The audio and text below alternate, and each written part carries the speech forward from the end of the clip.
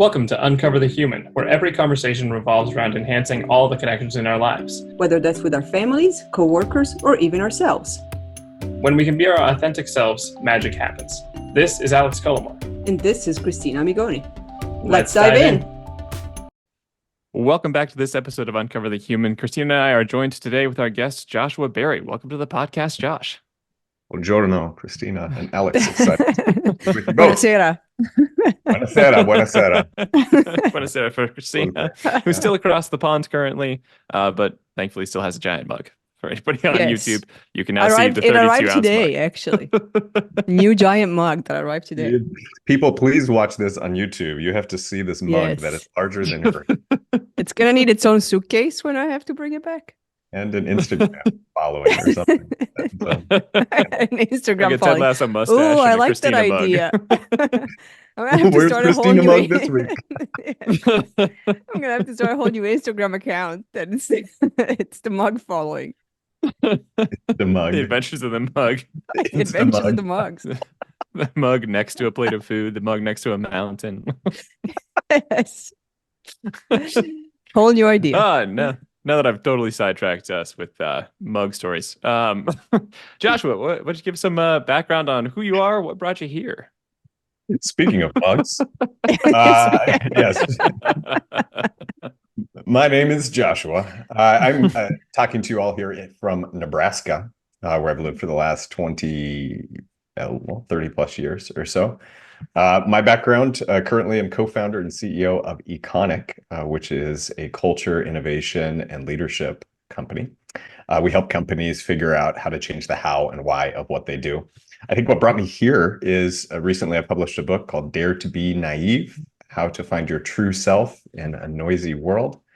And that's really about the exploration of creating spaces for people to start to understand their limiting beliefs and maybe those things that get in the way of truly being their genuine, authentic selves. So a theme that resonates, I think, with you all and your audience. And prior to that, Slightly. I had just a little bit, right? Prior to that, had roles that took me around the world doing HR and talent-related trainings and workshops. Father of four. Dabbled in startups and venture-backed companies for a while and a whole bunch of things in between. Nice. Yeah. That's Few awesome. things in common besides Nebraska. Actually, we have Nebraska in common too. Because Lynn, who's been on the podcast, and it's a very good friend, is the person who introduced us. And she lives in Nebraska. And we love Nebraska. Now that Liv and Joshua are from there and we know them, we love Nebraska. So yes, big shout out to Lynn at Kid Glove. She is a fellow B Corp. We at Econic are also a certified B Corp. Less than 10 of us here in the state. So we got to be a tight group. Yes. No, that's awesome. We've had 20% of the B Corps of Nebraska on our podcast. That's crazy. We can work on that number if you like. We should make it a goal to hit all 100%. This is going to be our new goal for the podcast. Well, that's awesome. So tell us a little bit about the journey that got into starting Econic. You got some interesting stories there, and you had a lot of experiences before that. What led to it, and what do you like doing? Yeah. So what led to starting Econic was I was in leadership at another HR and talent consulting company, and got to a spot where I was ready to go out and try something on my own. Got really excited about a project that a few other guys were working on related to people's motivation and why they do the things they're doing, with some former Gallup executives and other people.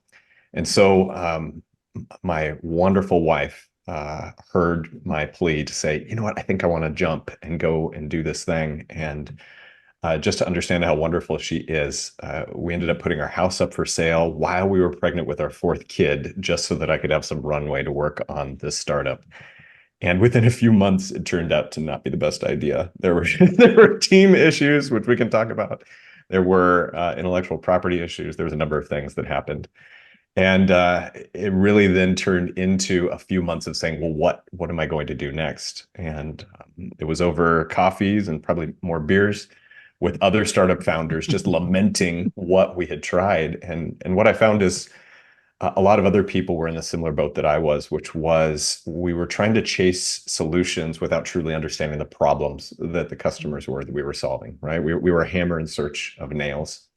And so other startup founders were saying, oh, why don't you come help us try to figure out that problem? And I kind of said, I can't do that. Maybe if you could pay me, that would be okay. Because right now, equity sandwiches don't quite feed the growing family. And we ended up then, I started to contract with a number of those startups, and that then turned into working with startup accelerator programs and a number of things over a couple of years. And that eventually turned into Econic. So originally when Econic was born in 2015, it was with the idea of corporate innovation and startups coming together and us really being almost like a broker or a matchmaker of helping corporations understand that some of their best growth for more transformational ideas would come through collaborations with startups. So that was the original genesis of Econic. It has evolved into 5 or 6. I mean, you two know as small business owners as well. It's evolved into a number of different things over the years, and I'd say over the last few years we've had kind of more of a coming home, and that's back to I think where my heart has always been, which is helping people truly create spaces to practice the things that help grow themselves and then grow their companies. I have a question, but first I had another startup idea. Yes. In case Instamug fails. Christina's mug doesn't take off. Yes, in case the stories of the mugs doesn't take off. Given that Alex and I actually started Siamo before it was started, there was a lot of happy hours and beers and drinks involved in a bar to talk about what we wanted to see happening and sketch things out on napkins, literally, until Alex decided to invest in a notebook and bring the book and actually write in actual paper.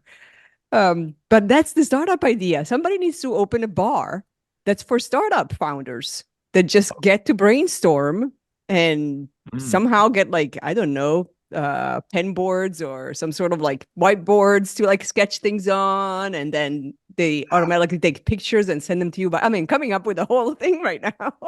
I like it. There's a lot of collaboration spaces for people who don't have a lot of money. Yes. Sounds like so they'll stay there for long periods of time wanting to drink but not being able to afford the tap. This sounds like a brilliant idea. Yes, exactly. We're gonna have to someday, right? You're giving some drink options to the bartender. We get 1% of all companies started, and hopefully that'll float the bill occasionally. Exactly. In 7 years. Well, they're gonna pay drinks somewhere. They might as well pay drinks where they come. We just provide the space. There you go. It's like kind of like starting a winery. You got to like wait for a lot of things to mature, and then eventually there could maybe be some profit out of that. I will absolutely come and patronize your startup. I'm not hearing a lot of enthusiasm on this, so I think we should start it in Nebraska, and then we're going to immediately get the other 8 B Corps. Yes. It is. We do have a growing startup scene. Maybe it could be like a food van, but it's a truck van. So we just go where the founders need us to be, which is usually outside of the office they're in their miserable jobs. We pull up into parking lots while they're sitting in their cars with whiteboards and alcohol. Hey, you look like a potential founder or homeless, one of the two. Ouch, yeah. Well, they're not necessarily exclusive sometimes. Founder, homeless. Sometimes. So you said you had a question before. Yes, back to my question. I would love to hear about the name Econic. There's no brilliant story behind it. So the name Econic was what my previous co-founder was using for some of his consulting work. And the company name that I was using prior to that was called Smart Matter, which stood for smart work on things that matter. And at the end of the day, Econic kind of had a little bit better branding than Smart Matter. So we ended up going with Econic. We have used different ways to back into rationale of what Econic means. And so sometimes it's been, well, it's iconic entrepreneurship. But as we've gone away from doing more and more entrepreneurial work with entrepreneurs, that hasn't made as much sense. So right now it's really just because we like the name and it's stuck for about 8 years. That's good. Not a bad reason. Yeah, very good reason. What about Siamo? Oh, that was a labor of love. We toiled over names for quite some months, and then at some point, Christina woke up and was like, "Hey, I just realized what it should be called."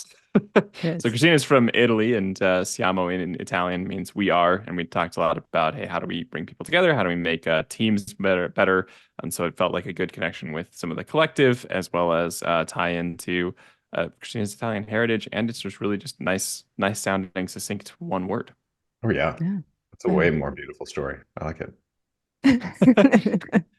The actual living of it was less beautiful. It was a lot of like, well, what Yes. about this? What about that? Yeah, I don't like that. Yeah. Yeah. The naming of things, it is a Yeah. fun part that when I've been involved with other startups, it is an enjoyable part of it all. Well, what it should be called and what the color should Yeah. be and what the look should be Mhm. and all of that good Yeah. stuff. But for the majority of us, what we found is, we're probably only working with 10 to 15 companies a year or so. And so we don't need Coca-Cola level branding. At the end of the day, it's truly people interacting with our team members, and that ends up Mhm. being the strongest brand that we have. That's very Yeah, that's true. a good way of Yeah. putting it. We should invite Lynn to this conversation since we're talking about branding now. Next one. Next one. So you said you'd worked with entrepreneurs, but you kind of moved out of that. What does the transformation of that look like? Where are you focusing on now? Yep. Where we're focusing on now is helping organizations shift the how and why they work. And a lot of times those organizations are more mid-sized companies. And so organizations with several hundred to typically several thousand people.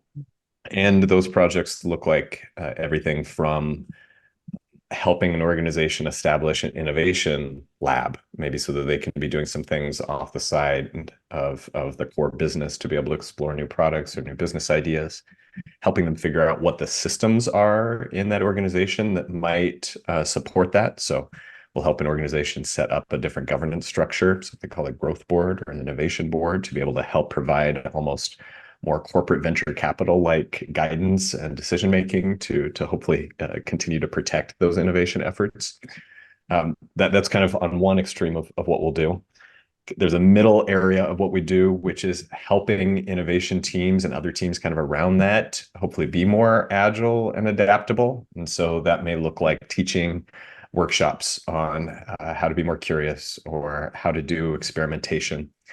And then that kind of then bridges into, we've actually been able to apply some of that innovation practice to HR and talent related initiatives. So there's a couple projects we're doing right now where they're trying to redo onboarding or trying to redo performance management. And oftentimes the idea is, oh, let's go best practice and then let's figure something out and then roll it out. Or maybe you'll do a pilot. We take some of the same thoughts that we have on the innovation side of things and apply it over on how they're evolving human systems. So how might you go and do empathy interviews with the people who are affected by onboarding? How might you come up with the hypotheses and the riskiest assumptions that need to be tested of why you want to make this shift in that particular system? And so we use things like that. And then I'd say all the way on the other extreme is just pure leadership and culture work. And so we just got done doing a 6-month program on psychological safety and helping leaders be more vulnerable in how they're approaching leading meetings and teams so that they can foster more of that psychological safety. That's awesome. That is a full suite. It is a full suite. And it makes it kind of difficult for people to buy what we do. In fact, I don't know if you run into this. Maybe you can give me some coaching, or maybe Lynn can. Somebody keep track of how many times we mentioned Lynn's name in this podcast. Yes. Should have made it a drinking game with the giant cup. You're the only one who will outlast us, though, with that mega mug. Mine is like 12 ounces. What we've seen, though, is we're really good at finding people that we love working with in those organizations and then figuring out ways to keep helping and serve them. So it means that most of our clients we've worked with actually for almost the entirety of our 8 years at Econic. But it also means we work with fewer organizations because we don't have the thing we take and go rinse and repeat to everybody. When we first got to talk to you, we had mentioned that we feel like we're on a very similar track, just, five years behind or so. And that's exactly kind of how we've grown. We found some places where like, hey, we can help with this. And then we found other opportunities like, hey, we could also do that. And that ends up spinning out what looks like a suite of things that we do all of them. And it was just kind of built piecemeal like that. Like, well, this seems like the thing that we need to do. This is the thing that we can help with. Like, great. Just kind of a continual organic growth of what you can do just by being curious and being like, yeah, it seems like we could work on this. Yeah. And what we found is by being able to be responsive and obviously trying to work with people that you really love working with, you do end up finding other ways to help them. But you can also then adjust things in your system or your business to make it so that you're not reliant on trying to sell people things they don't need. And so we've been very intentional in our systems design to say, how do we keep way more cash on hand than we need? Or how do we think about how we do our teaming? Because we use concentric circles of full-time employees and part-time and consistent contractors and gig contractors. Those are two key levers in our system that we used so that if this person that we love doing business with doesn't have another project, I don't need to like hold that relationship so tightly that I gotta be like, no. We gotta find the next thing that we're going to do together. You can kind of just let things naturally regenerate as they need to. So it's been a fun journey figuring all of that out. Yeah, we were joking with each other the other week about the idea that if somebody asked us like what our business development strategy was, it would be exactly that. It's just, well, help when we can, and we're not going to pressure and like create a project if there's no need for a project. So like, and you just like hope it regenerates. And so far, that's been a winning strategy. It's hard to tell people that because I think everybody's expecting like, oh, you should go out there and pound the pavement and knock on every door or whatever. Like, that is an approach. Back to authenticity here, but if it doesn't feel natural, and I think I've struggled with that tension quite a bit because there's so many, even like book launching, there's so many voices out there saying this is the way you need to do it, and I have absolutely fallen into those like, oh, I need to be doing more of those things, and only when I can like pinch myself or pause enough or I'm awake enough that I can say like, is this really what I want? Am I being intentional with this? Then I take a step back and then our business development efforts look more like yours. In fact, we just call it internally making friends. Yes, go make friends. We can definitely relate to that. Yeah, that's what we go do. Yes. Which makes everything more enjoyable. I mean, you have the trust. You get to like work with people you really want to work with. You want to help them. They want to help you. It ends up being winning because I mean, who doesn't want to work with friends in that capacity? I agree. What's interesting is during the pandemic, you saw some of that then come through, or at least some of those fruits come to bear. We had a couple of clients, obviously much larger than we were, who came to us and said, are you guys okay? Like, do you need, and there were a couple who found projects for us to be able to help out during the pandemic as we were able to keep going. One who extended a contract for like 9 months longer than they probably needed to because they could and because they wanted to help. And we were obviously still adding value and still helping out in those ways. But when you have that, I guess Eric Fromm called it the active concern for the care and growth of another. That was his definition of love. Like when you have that level of relationship that you have with someone else, even in a client and vendor relationship, like that's, I don't know, it's pretty cool. It's pretty cool to see. Yeah, it's definitely powerful. Yeah, it is a great definition. Yeah. Not mine. Eric Fromm, like 60, 70 years ago, I think wrote that. It's good to bring it back. So we were talking about, since you work with and also I love the name human systems in organizations, since you do a lot of work in that and there's a lot of passion around getting people to become their best selves, which then in turns, helps the organizations reach their potentials. We talked about, before we started recording, about change, since everybody goes through it all the time in life and especially in organizations. So let's talk about change and how we see change actually stick and happen and be possible. Yeah. Change is fascinating to the point. Like everybody likes to talk about it. There's efforts to manage change. There's change fatigue. There's everything around it. And I think what I appreciate, especially over the last several years, is more and more people understanding that we just need to have more open conversations around change and that it's there, and efforts to manage change, or even some of the old approaches, I think, to like doing change management to people. I think, at least what I appreciate from the HR leaders we're talking to, they're seeing that there's different approaches to that, right? Like we can understand that we are working with people here. And if we use some of the old, more industrial speak of managing people as resources or trying to optimize some of those things, like we can fall into this trap of thinking, well, great, these are now just resources that I need to manage, and they're the disgruntlement or other things are just measures or dials that have gone too far in one direction or another. And so that's, I think, one of the first shifts is to figure out, well, how is it happening with people from a change standpoint, and how do you get them involved? And I think that's some of our concrete projects when we talk about this with some of our best clients.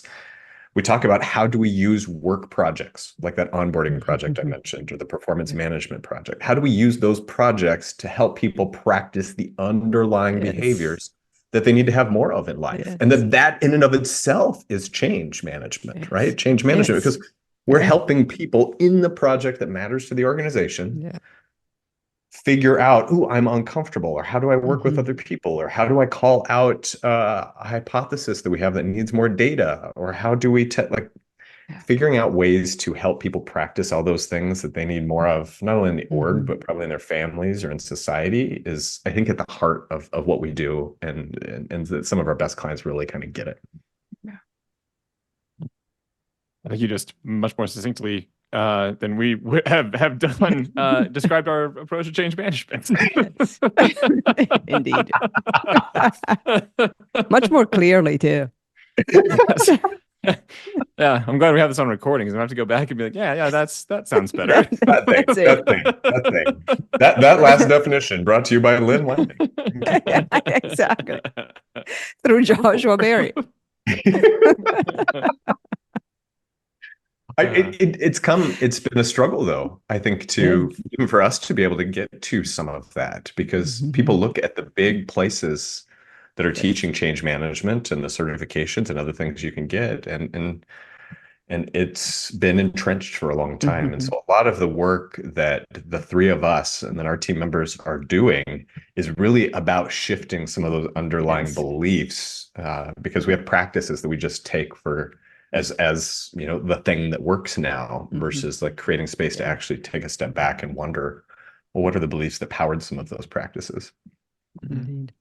Yeah, but I like that. It is a big shift in beliefs, and it's also a shift for ourselves, having been on the receiving end or on the giving end of the more traditional ways, to keep kind of pushing against it and be like, I know that that's what I used to do or was told to do, but I also know it doesn't work. So we're going to try this way and see how it goes. Yeah.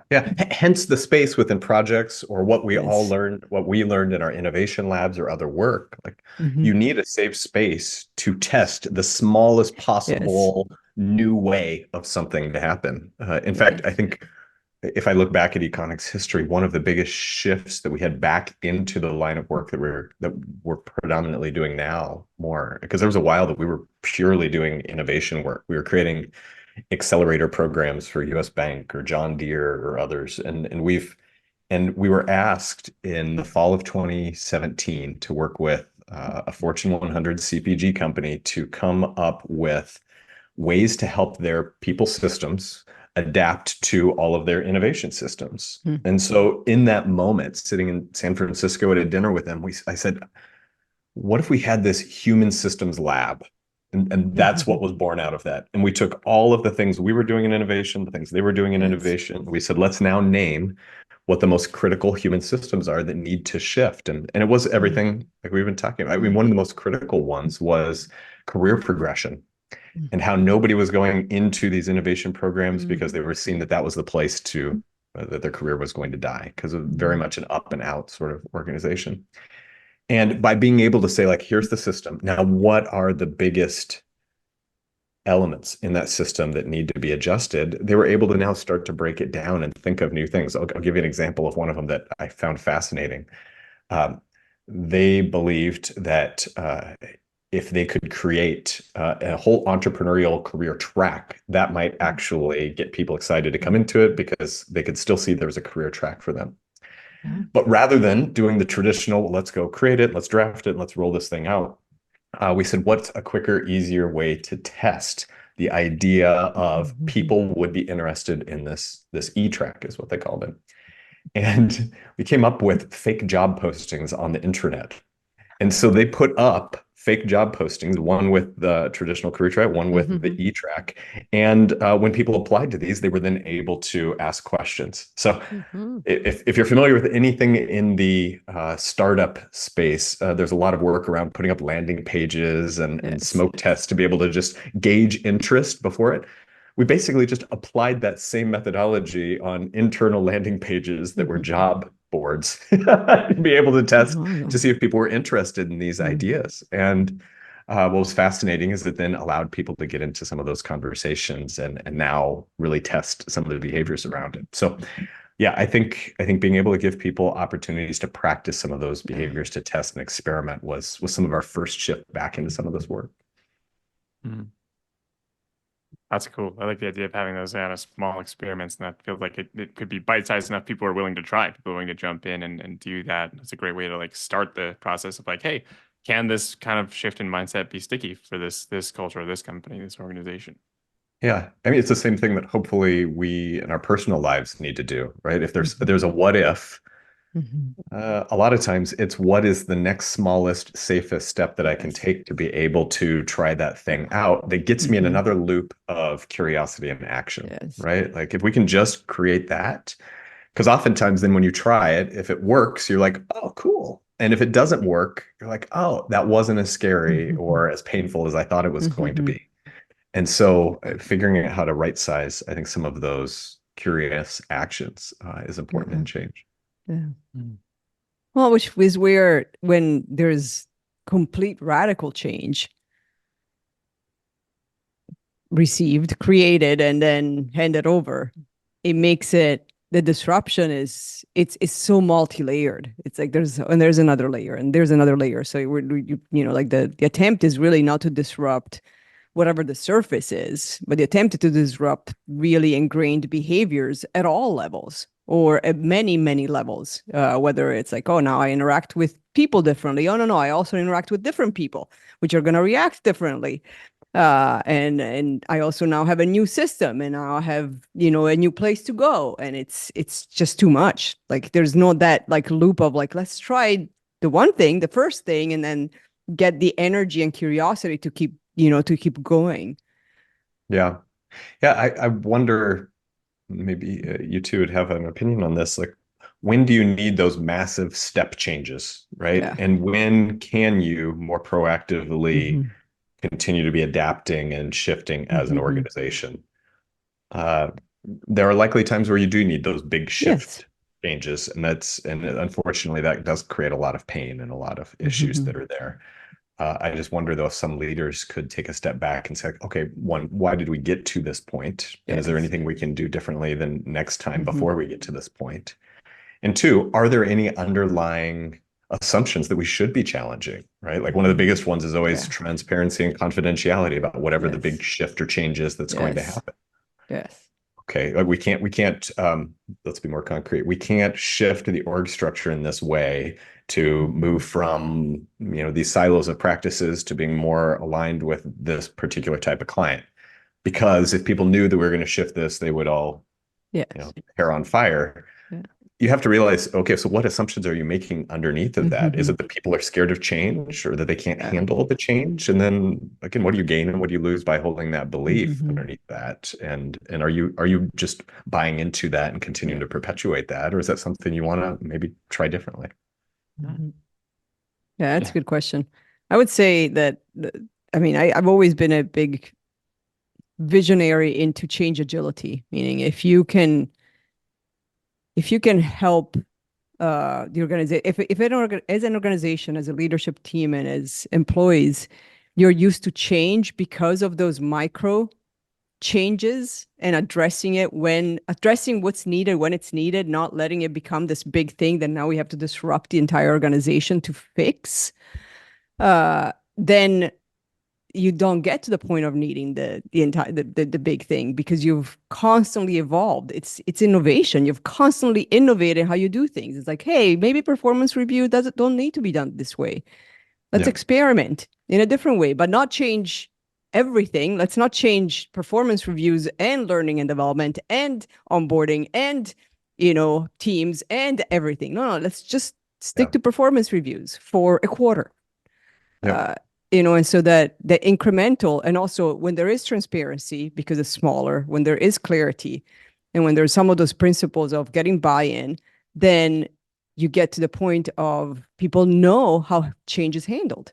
I think those big corrections are only necessary if you're not doing some of those small ones. And unfortunately, it becomes a very quick self-perpetuating cycle if you don't kind of manage change or help people adjust to change in a good way. Then they seem to resist more, at which point you're going to be more reticent to go create change. You're going to end up pushing yourself into doing these big steps, I think, or it's easy enough to push yourself into doing the big steps because you're like, I don't want to change. And eventually it has to happen. And so then it becomes another traumatic change, which reinforces your idea that change is too hard to do. And then you back into another we're going to have to make a big step change. Yeah.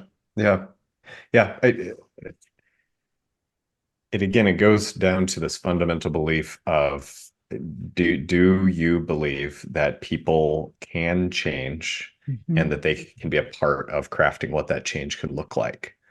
And, in terms of where the future of work is going, this idea of, I need to do change to people, or we're changing things. If we continue to look at it that way, we're always going to then have this kind of org versus employee sort of feeling that's there. And we try to make that not feel like this by doing employee engagement initiatives and branding, employee branding, and all of these things to try to make it feel like we're all in this together, but there's still like competing forces that are here. And so, and yet I think some of the healthiest organizations that I've seen or studied are ones where they've allowed the aliveness of people to come through in what they're doing, which then creates ownership, which creates some friction. And that's the thing that people are trying to get rid of. They're like, oh, but if other people start leaning into what they actually want and changing and growing and shifting what they want to do, well, what if that doesn't align with what we want the organization to do? And it sounds like it's more work. And so it better just like to quiet that and appease and try to do change to it. And yet I think we're going through this interesting shift, as at least in this current wave right now, where there's a lot of power that the employees have, and there are a lot more options that employees can go do in terms of how they work or where they're working. And so the figuring out how to shift what the relationship is between employee and organization is important. And I think a lot of that does come down to the heart of, how am I doing my job? Why am I doing my job? What is my job? And all those aspects of change. Yeah, definitely.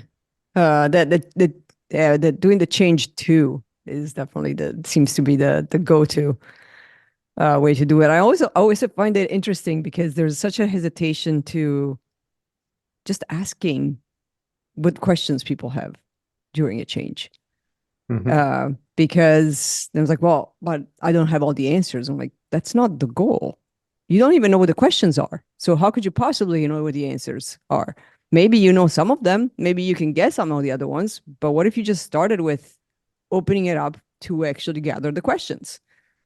Yeah, I love that. And the difficult thing is that requires a shift in some of the paradigms that senior leaders hold, in terms of at least a more and more outdated idea that I have to be right and I have to know all the answers, and that the visionary leader is the one who has the vision of not only where we're going, but how we're going to do it and where we're going to go with it. And I think being able to be vulnerable and say, I actually don't know, and here's how we're going to find out, or I don't know, and here's why I don't think we're going to spend time finding that out right now. Yeah. Or I do know, and here's why I can't share that right now. Like any of those things are probably appropriate answers, and it treats the other person again across to the question asking table as human and as intelligent and all of those sorts of things so that they get more buy-in. Yeah, which I find for the most part, most people are human and intelligent in jobs. And so even this fear of, but that you mentioned of, well, what if they create something that's not what the organization is, if we give them too much freedom? But it's like, but there's also a common sense that most people will bring in. They're not going to work at a bank and ask that you start farming unicorns. Yeah. So what if the expectation and the assumption is not that they're going to ask for something or bring up something that's completely outlandish, but maybe from an innovation point of view, from a curiosity point of view, they will also know where they are and how their job relates to where they are, and they will come up with ideas or ways or questions or challenges that relate to the system they're in and the environment they're in and the goals that they understand. Yeah. It ends up being a shift though in what you believe. And one of the case studies that I enjoy is about the manufacturing organization Favi and their leader, Jean-Francois Aubry.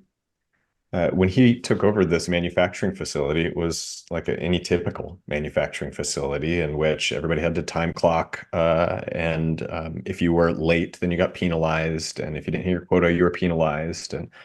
And of course, managers and workers, ate in a different cafeteria and all of that. And when he took over, he kind of started seeing these things as like, what is going on here? And why are these things happening?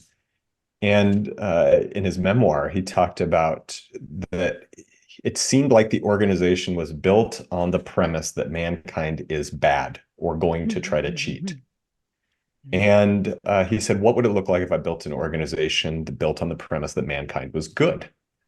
And what sort of virtuous cycle might that create? And so he did away with time clock cards. He did away with, being penalized for not getting there on time. He did away, in fact, he ceremoniously built a brick wall in front of the window where the managers would look down from their ivory tower onto the factory lines. And what ended up happening was people, again, started to act the way they were treated or how they were believed to be. Some of them started to show up early. They weren't just waiting by the time clock to punch it. Some of them stayed late to finish the tasks that they were working on. And they ended up on the business side of things, being able to greatly reduce some of their costs, extremely improve their throughput. Like the business results more than spoke for themselves in terms of having a great business.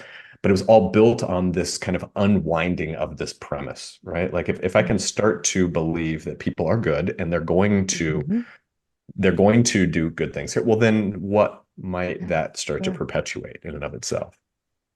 It takes a change, though, among people, right, to be able to get to that. Yeah. Well, and as you mentioned, it takes a change in this example. It's a great one from the top, which, connects to the podcast I was sharing before we started recording on how Esther Perel was saying, if you want to see change in somebody else, you have to change first. You have to actually change how you show up. Yeah. That may or may not inspire somebody else to do the same, but most likely it will. If you're just imposing the change on somebody else and expecting them to change their behavior, but you're not taking any, you're like, no, I'm good. This is all just you. Figure it out. Then it's just not going to stick. There's no motivation. Yeah, it's not as genuine. Yeah. It reminds me of this anecdote. At least I've heard it attributed to the Dalai Lama. That this mother and her son came up to the Dalai Lama and she said, please, Your Holiness, like tell my son to stop eating sweets. And the Dalai Lama, sat there for a moment, looked at the mother and said, please come back in a week. And kind of confused, she said, okay. And she left. Came back a week later, please, Your Holiness, tell my son to stop eating sweets. They are so bad for him. And he looked at her and said, please come back in a week. And frustrated, she leaves. Comes back a week later, and it's like, Your Holiness, please help my son stop eating sweets. They're going to ruin his life. And the Dalai Lama looked at the son and said, please stop eating sweets. Period. And that's all he said. And the mother looked at him and said, what? Like, why is that all you're saying? And he said, 2 weeks ago, when you came to me, I myself was still eating sweets. I needed to do the same work that I expected of your son before I could ask him to do the same. And it to the power of what you're saying, there are so many of us, myself included, who I'm sure I've already said things on this podcast that I espouse as aspirational, that I need to keep working on and practicing each and every day. But for leaders to have that awareness, to be able to see that the change really does start with them, I think is so important because of the example that it sets for the people that they're working with. Yeah, I really love that idea, both the Dalai Lama story and the idea of the virtuous cycle to get to the point of like, hey, what if we started with the base assumption that people, are good, and we treat them like they're good, and then they end up responding in kind. And for some reason, it ends up taking like a leap of faith for some people. That's like, well, I mean, are we really going to believe that people are good? Like, well, why not? Like, how many do you surround yourself with terrible people, or like most people are like, I mean, I don't super trust people, but I really love my close circle. They're all great people. Like, Yeah. yes, a lot of those people probably feel the same, and a lot of those people have other circles, and like maybe there's some trust that could be extended, and it's always interesting to see what happens when you do. You create that change. You assume things are good, and things can be returned as good. Things can come back as good, just in natural human reciprocity. And that's the catch-22 in it, right? It does take almost a leap of faith sometimes to make that jump and to start that cycle. The book that I mentioned at the beginning is called Dare to be Naive. And it's actually built upon that premise. It's the fact that a lot of people who I interviewed who were doing great things, who were trusting in people, when I was interviewing them, used this shield of saying, this might sound naive, but, and then they shared something. And it got me to thinking after I saw that pattern, like, why do people fear being seen as naive? Why do they fear being seen as gullible or unsophisticated or whatever it might be? And what would the world look like if more people did lean into that? Because as we've seen time and time again, it can actually create virtuous cycles that perpetuate themselves. And then the big aha that then came out of that research was that the word naive, especially when we look at how our ancestors used to use the word, it actually just meant genuine or innate, or that which was in you from the start. And so oftentimes what I saw, and at least now what I understand for myself, is that feeling or that voice that sometimes rises up in you that says, you know what, maybe, or what if, that might actually be coming from a deeper source of wisdom than we have grown in at least the modern age to respect and accept. And so the dare to be naive is, not to throw rational thinking out the window, but to bring it in a better balance with some of that intuition that we have, and to think, well, what might it look like if we could start to create greater ripples of impact by trusting and being a little bit more optimistic. Yeah. That's a great way of looking at it. I love that definition of naive. I like that. That's a fascinating way of thinking about it, and really balancing some of that intuition. The problem with exclusively rational thinking is you can end up with like rationalizing what society has determined. That's how you can end up in like old-fashioned change management models. But you've been told that 1,000 times. This is what works. It's then hard to rationalize trying something new if you've been told that enough. You think like, I just haven't done it right or something. Where your intuition might be leaning towards, hey, what if we change this up? And again, to your point, it's not about throwing rational thinking out the window. It's just, if you only do rational, it's going to be rational based on the facts that you have, and they may or may not be actually accurate anymore or serving you. And at which point you've got a built-in limiting belief that's going to hit you in the foot later. Yeah, you're exactly right. And when I teach on this topic, it's important to help people understand that that's okay. Like we have that reflexive loop of using our beliefs to help us navigate this world, because there is so much that's happening in this world, and so we need those things to help us maneuver. We do need biases, we need stories, we need all of that. But those beliefs, those stories are just our best guess at reality, and they're not always true. And so being able to create space to question some of those things, and at least maybe just reaffirm them, but also to be able to say, I wonder if there might be another way or a deeper way to be able to think through that, I think is at the heart of at least what I hear a lot of leaders saying we need more of in our organizations and our societies, right? Being able to hold hold the belief that maybe the other person who's disagreeing with me also has a different point of view that might be benefiting them. Like, maybe I can create space for them, be more open and curious and committed to learning than just like being defensive and guarding myself. Yeah.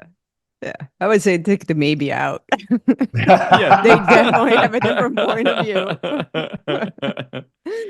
And it's so hard Because to of, remember that stuff. yes, Yeah, it definitely is.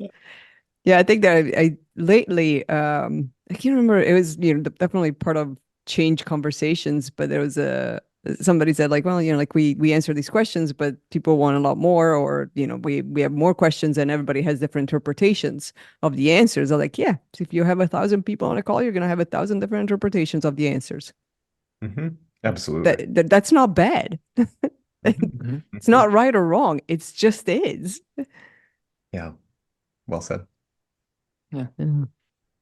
I think these are some of the paradigms people get stuck in, especially going into change. Like if I say it, it might be interpreted a bunch of different ways. Or if I don't say it, then they'll figure out the right way themselves. And then there's some in between of like, hey, what if you could just like communicate, try to figure out what's working and not working, do the listening, do the actual reciprocal. Like, hey, this seems to be. I didn't realize that was how this department worked, so let's really incorporate that differently. And that's fine. Adjusting is we all talk about adjusting. And being flexible and being ready to pivot. And then when it comes time for it, it can be hard to do, especially if you came up with a plan that you thought was just brilliant and going to go A to Z and everything would be different on the other side of it. And like, it doesn't take into account the realities of when people are going to be like, yeah, no, this is just a different interpretation. It's something I didn't know, or somebody's interpretation is different, but that actually is a totally different idea. And maybe we should have thought of it that way the first time. What if you need that different interpretation and bias? Yeah.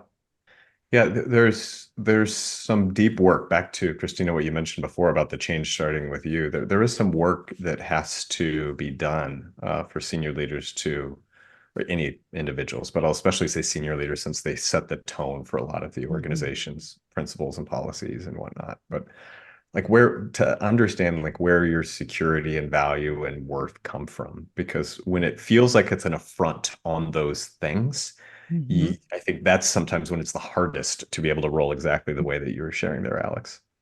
Yeah, it definitely is. One of my favorite coaching lessons for myself, which was very hard to learn, but that, it helps me every day, is when going through coach training, was when we were told, just remember that if somebody pushed the button, it's because there's a button to begin with. And that is such a hard lesson to learn. And it's so helpful because it's, like people push my buttons all the time. This still happens.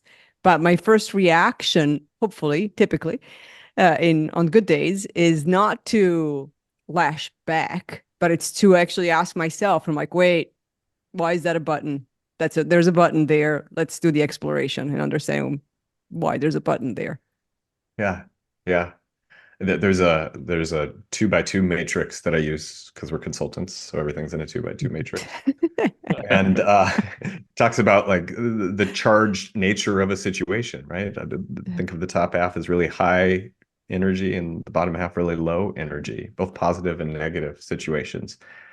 And if you don't practice on the low energy situations, what you just said there, like good luck when you get to the really charged situations.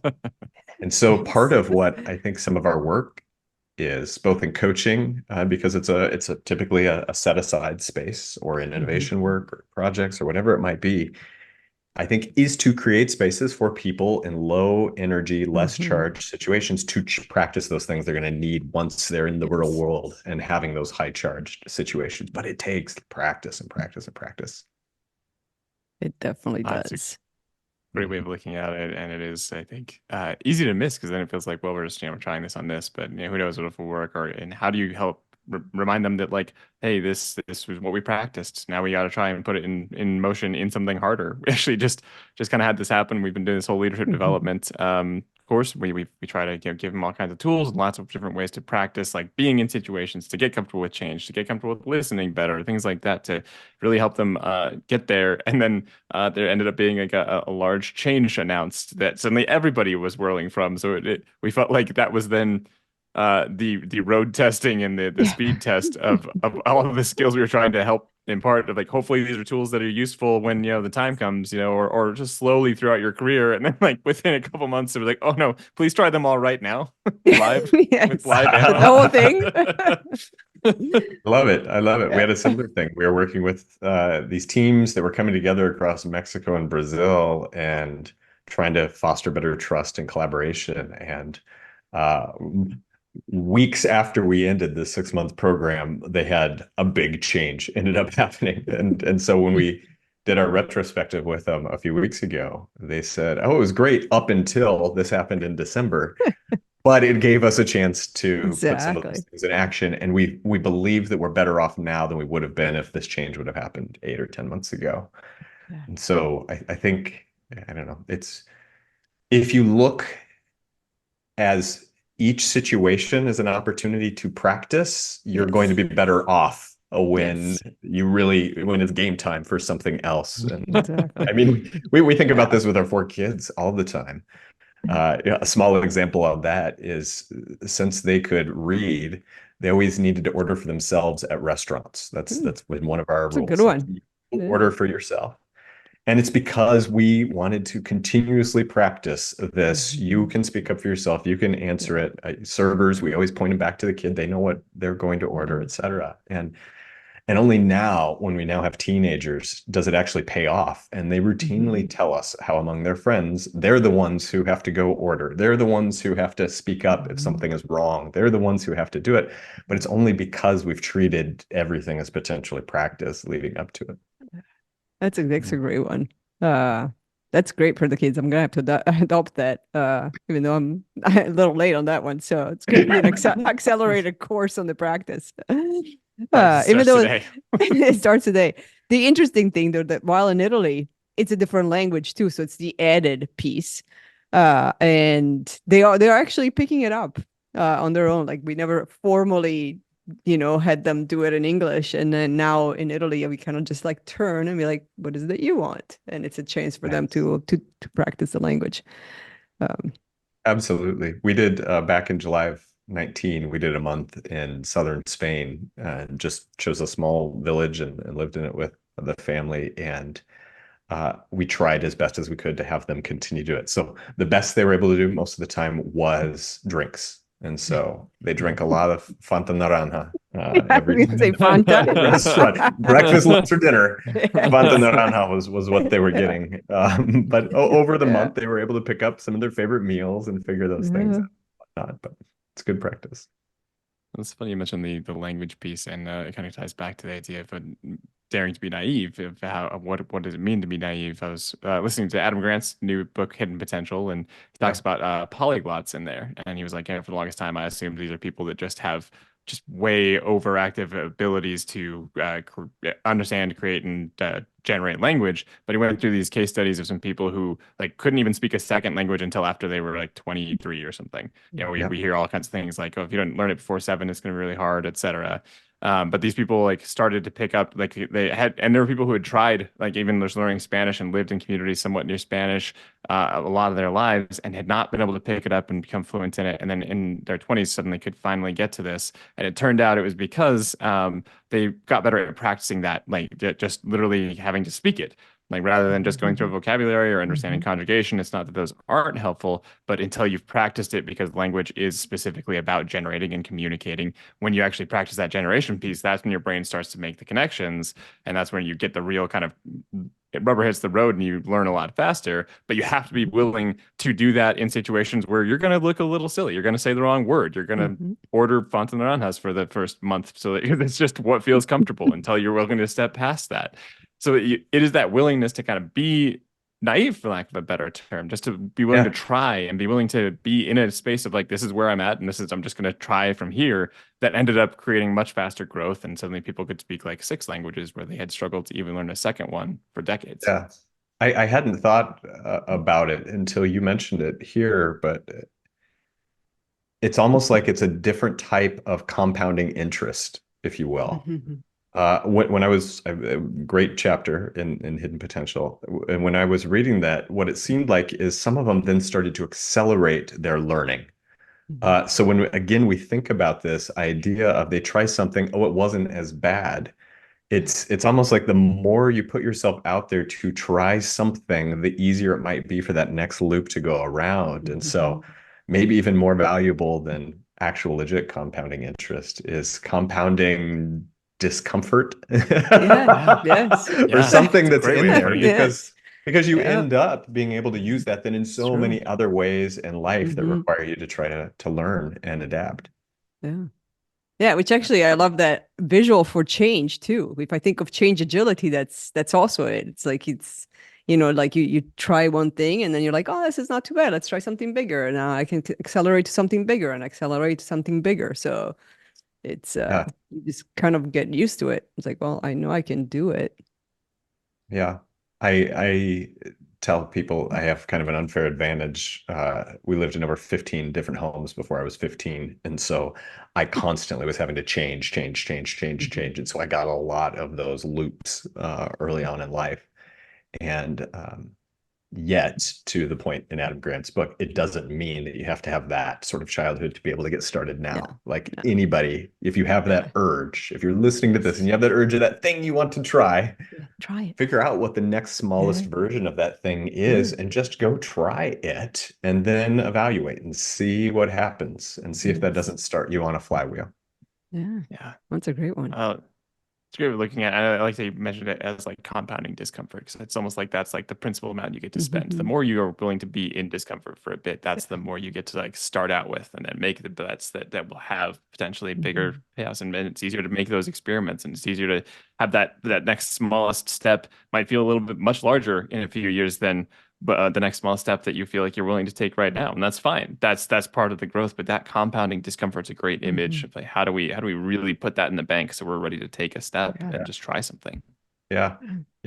And I think going back to how we started this, when we put our house up for sale and we right-sized into, I mean, we're living in a very nice home now. It's half the size of what I was living in 10, 11 years ago now. But what I was able to see after all of that and not having success in that startup and all of those things is I was able to still see like I'm still here. I'm still okay. Yeah. I'm still fine. What Yeah. matters to me? And with each of those things, you're not only getting this compounding discomfort of, oh, I tried and maybe it worked or it didn't work, but I think you keep learning something about yourself and what you value and what matters to carry through all of those things. And so I really feel those were some of my greatest lessons through some of those early failures was okay, so what actually matters and what do I count as important to me? That's a great point. Yeah, you get compounding self-awareness and compounding confidence too. Because the more you do it, they're like, oh, okay, there's another version. One of my favorite quotes out there is you've survived 100% of the things that you've gone through. Yeah. I've heard of it. What percent of your worst days have you survived? Yes. 100%. 100%. They're still not If you're fun. reading this, you're still here. Exactly. Yeah. They're still not fun. They're still uncomfortable. They're still painful. Yeah. And I don't think any of us are saying you need to live in that all of the time. Yeah. There's absolutely some truth to, I think we seek to avoid discomfort. And so it is a very self-aware, wakeful thing that you need to do to be able to understand how you can do that and thinking about how do you surround yourself with people that you care about? How are you doing work that you enjoy or love that can sustain you? Like what are all the other things you can surround yourself with that makes those circles a little bit more bearable as you continue to build up that compounding discomfort. Yeah, that's awesome. Well, I'm sure we could find a few more brilliant ideas. Any more startup ideas, Christina, since we started this conversation? I've got this image Gotta get a hat trick here. of the circles, and like there's something there. I don't know what it is yet, but Yeah, compounding discomfort. Send money each week to Christina, and she will hold it for you. Even if you're uncomfortable sending it to her, she will. It's for your growth and benefit. This is your new business. I will commit. Doing it for your good. Yeah. I still like the bar idea, the bar for founders idea. something there. Yes. So with giant mugs at the Huge. same time. A couple of last we'd probably- questions for you, Joshua. Sorry, Alex, go ahead. No, go for it. I was just thinking that the bar should be called the garage, since that's where everybody starts their companies. We'll just call it that. Garage. Yes. The garage. I like it. But that's a Yeah. totally different tangent. Back to the questions. Maybe it's the carport. The cardboard. Yes. Last couple of questions for you. One is, what is your definition of authenticity? Which is probably in your book. Multiple ways over. It is multiple ways into that. I